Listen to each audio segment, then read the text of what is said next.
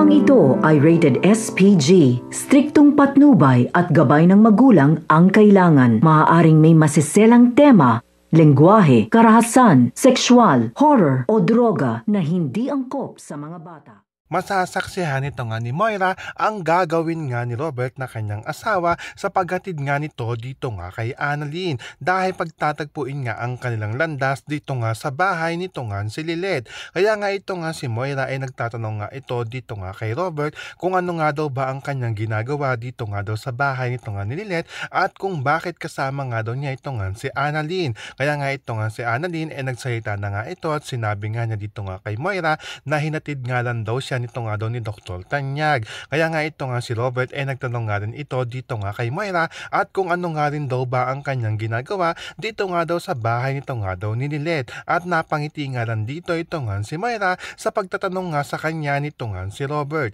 So pakakaabangan nga natin dito kung saan nga ba hahantong ito nga pagkikita-kita nga nila dito nga sa bahay ni Lilith. Yan ang ating mga pakakatutukan at pakakaabangan dito nga lang sa Abot Kamay na Pangarap.